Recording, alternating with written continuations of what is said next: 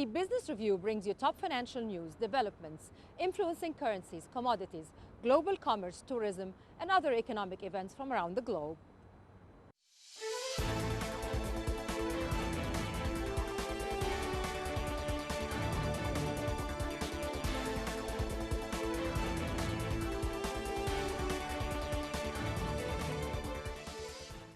Spokesman for Chinese Ministry of Foreign Affairs Wang Wenbin said China has sustained a sound growth of economy after achieved major strategic results in fighting against the COVID-19 epidemic and is willing to work with other countries to revive the global economy.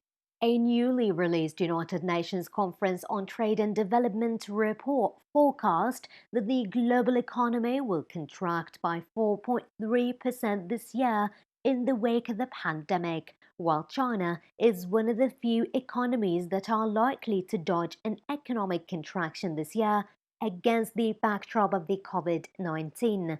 He said that China has also been offering favorable conditions and ensuring a fair market environment for international businesses, the spokesman noted, under the premise of having effective epidemic prevention and control in place. China will open up more fast tracks for people-to-people exchanges and green channels for customers clearance to facilitate international business operations. Meanwhile, China will adhere to deepening reform and opening up, continue to relax control over market access, safeguard the legitimate rights and interests of foreign capital, and create a market environment in which domestic and foreign companies are treated equally and fairly. He also underlined China's willingness to join hands with other nations to revive the global economy.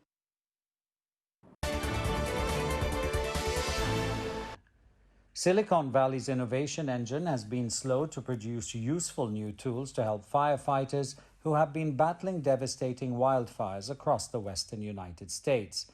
Startups aiming to help improve public safety have found it hard to find funding from traditional venture capital investors who do not see a lot of money to be made to selling to cash-strapped fire departments. But innovative solutions are starting to emerge, partly because the wildfires are having a direct impact on those working in tech money. Dave Winokur, Moraga Orinda Fire District's chief, led the strike to fight the wildfires that scorched vineyards in Napa and Sonoma Valley in 2017. This wildfire season, Winokur is using an evacuation platform by startup Zonehaven that links up maps, fire and police departments, dispatch and residents to communicate and evacuate. The platform was his idea, although he doesn't have a stake in the business, and developed with funding from Gordon and Betty Moore Foundation, input from other fire chiefs, and an introduction to self-processed data geek Charlie Crocker, who's now the CEO of Zonehaven. The platform works by bringing together officials to map out safety zones within respective counties or cities before an emergency event. Zones are created based on geographic links, streams and rivers, infrastructure like city center entrances and exits and road sizes, fuel types such as wildland urban interface or grassland, and jurisdiction, among others. Using publicly available data, Zonehaven presents each zone's numbers for population, vehicles, structures, and weather conditions, and using weather conditions, the app is able to create a fire simulation. It debuted with CZU lightning complex fires in August in Santa Cruz and San Mateo County, with fire chiefs pushing for Zonehaven to roll it out before its initial launch date. Startups like Buzz Solution and Enview that helped crunch data to pinpoint areas of the electric grid that need maintenance, and One Concern that helps cities crunch data to create game plans for disaster management all believe their technology can help prevent, detect, or cope with wildfire. Squishy Robotics, which was born in California and Berkeley, faced challenges luring venture capital investment as it unveiled its robot, a bunch of gas sensors and cameras inside a ball-like structure that can be dropped into a fire to detect hazardous gases and give firefighters eyes on the ground. Squishy launched its first partnership about 2 months ago, sending its robots to Southern Manatee Fire and Rescue in Sarasota, Florida. Its second partnership, starting this month, is with the Tulsa Fire Department in Tulsa, Oklahoma. Both are on an extended trial basis.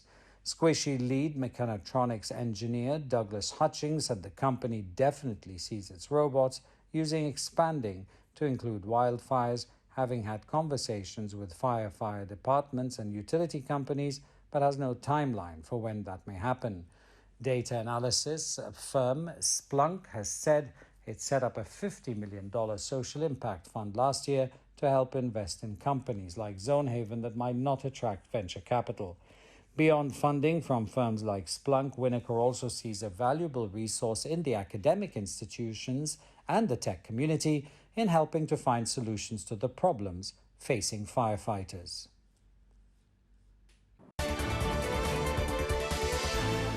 In Afghanistan's southern province of Kandahar, rights activist Maryam Durrani has found a fresh outlet for her decades of advocacy, a new fitness center for women. Durrani is a fierce campaigner for women's rights in the conservative stronghold, where the Taliban militant group have major sway and take a conservative stance on the position of women. She runs a radio station for women, has served on the Provincial Council, and was presented with the International Women of Courage Award by Michelle Obama in 2012.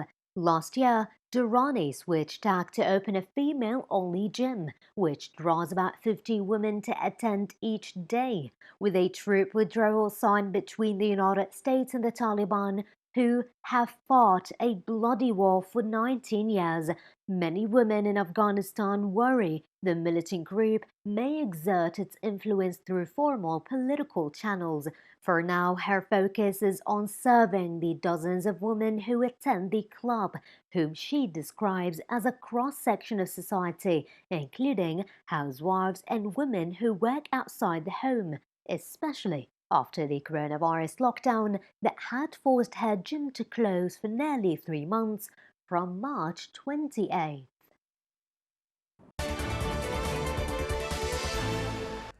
Italian entrepreneur Gianluca Luisi is Southwest China's Chongqing municipality, loves pepper culture and has tasted more than 100 kinds of peppers in the past few years, earning him the nickname Spicy Luca.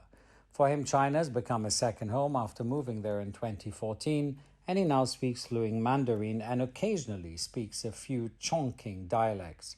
Previously, Luisi worked for the Italian consulate, quit his job in 2017 and started a trading company in 2018 to promote Chinese culinary culture and Chongqing spicy food culture. Luisi's company developed several chili sauces with younger entrepreneurs, boasting to have tested over 100 chilies.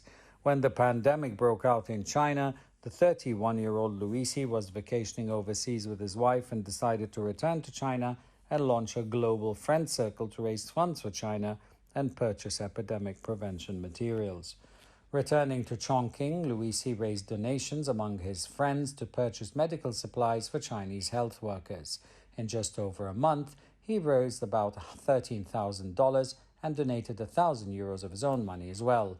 With the money, Luisi brought 500 protective suits and donated them to frontline medical workers, and also purchased 5,500 masks from overseas, which went to the government in the district of Guangzhou on March the 13th. In early March, the pandemic was already reported in Italy and China, sent several medical teams to help Italy fight the virus. Living in Chongqing for years, he has changed Luisi's dietary habits. He has come with special recipes, such as the spicy cake made of bean curd and spicy tiramisu. Making and sharing his special creations online has now become a daily routine.